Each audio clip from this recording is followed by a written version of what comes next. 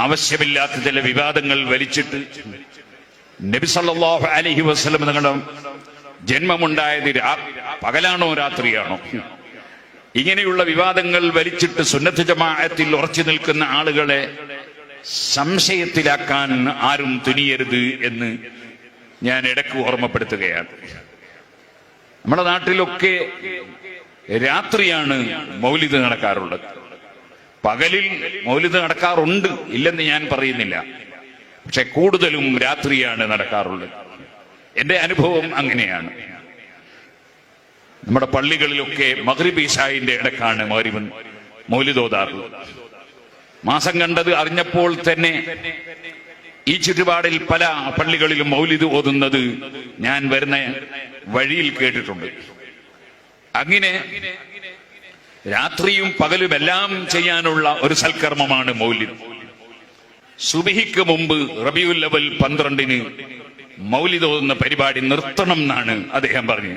അങ്ങനെ പറയാൻ അദ്ദേഹത്തെ ആരും അധികാരപ്പെടുത്തിയിട്ടില്ല. അങ്ങനെ പറയാൻ ആർക്കും അധികാരവുമില്ല. മഹാനായ ശൈഖുന ഉസ്താദ് അവറുകൾ ഞങ്ങൾ മുതഅല്ലിമീങ്ങളെ എല്ലാം വിളിച്ചുകൂട്ടും. ഉസ്താദ് അവറുകൾ നാദാപുരത്ത് ജുമാഅത്ത് പള്ളിയിൽ ഓതിപ്പടിച്ച ഒരു വ്യക്തിയാണ്. നാദാപുരം എന്റെ നാട്. നാദാപുരം പള്ളിയിൽ ദീർഘകാലം ദർസ് നടത്തിയ മഹാപണ്ഡിതനായിരുന്നു മർഹൂം കിയൻ ഉസ്താദ് അവറുകൾ. അവരുടെ പ്രധാന ശിഷ്യനാണ് ഉസ്താദ്. ഉസ്താദ് അവറുകൾ സുബഹിന് മുമ്പ് ഞങ്ങളെയൊക്കെ വിളിച്ചുണർത്തും. റബീഉൽ അവ്വൽ 12 രാവ്. എന്നിട്ട് ഞങ്ങൾ കൊണ്ട് സ്വലാത്ത് ചൊല്ലിക്കും. അതുപോലെ അത്തരത്തിലുള്ള നബി സല്ലല്ലാഹു അലൈഹി വസല്ലം തങ്ങളോട് മഹബ്ബത്ത് പ്രകടിപ്പിക്കാനുള്ള വിഷയങ്ങളിൽ ഞങ്ങളെ ഏർപ്പെടുത്തും. ഇത് കുട്ടിക്കാലം മുതലേ കണ്ട് പഠിച്ചു വന്നവനാണ് ഞാൻ. ഇങ്ങനെ പലർക്കും അനുഭവങ്ങൾ ഉണ്ടാകും. അതിനെയൊന്നും ആരും ചോദ്യം ചെയ്യുകയോ നിഷേധിക്കുകയോ ചെയ്യരുത്. അഷ്റഫുൽ ഖൽഖ് സല്ലല്ലാഹു അലൈഹി വസല്ലമയുടെ ജന്മം ഖുബൈല സുബ്ഹി ആണോ അല്ല ബഅദൽ ഫജ്രി ഖലീലൻ അങ്ങനെയാണോ എന്നതിൽ പണ്ഡിതന്മാർക്കിടയിൽ ഒരു ചർച്ചയുണ്ട്.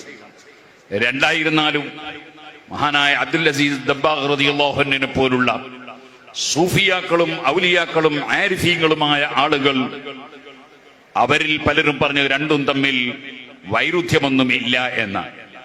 നിബിതങ്ങളെ പ്രസവിക്കുന്നതിന്റെ ആരംഭം, ആ ആരംഭം കുറിച്ചത് സുബ്ഹിക്ക് മുമ്പും അതിന്റെ പൂർത്തീകരണമുണ്ടായത് സുബ്ഹിക്ക് ശേഷവുമായതുകൊണ്ട് രണ്ടു നിലക്കും റിപ്പോർട്ട് വന്നതാണ് എന്നത്രേ അബ്ദുൽ അസീസ് ദബ്ബാഗ് റളിയല്ലാഹു അൻഹുവിന്റെ വിശദീകരണം. മഹാനവറുകൾ ആ സമയത്തെ സംബന്ധിച്ച് ദുആക്ക് വലിയ ഇജാബത്തുള്ള സമയമാണെന്നും ആ സമയം പരിഗണിക്കണമെന്നും രേഖപ്പെടുത്തിയതായി നമുക്ക് കാണാൻ സാധിക്കും.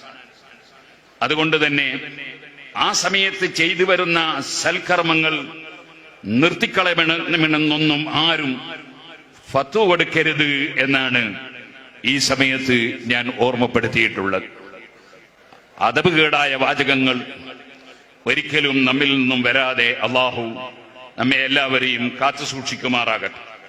മഹാനായ അബ്ദുൽ അസീസ് ദബ്ബാഗ് റളിയല്ലാഹു അൻഹു പറഞ്ഞു, അവിടുന്ന് പറഞ്ഞത് ശിഷ്യൻ എടുത്ത് ഉദ്ധരിക്കുകയാണ്. കിതാബുൽ ഇബ്രീസ് എന്ന് പറയുന്ന തസൗഫിന്റെ മഹത്തായ ഗ്രന്ഥത്തിൽ.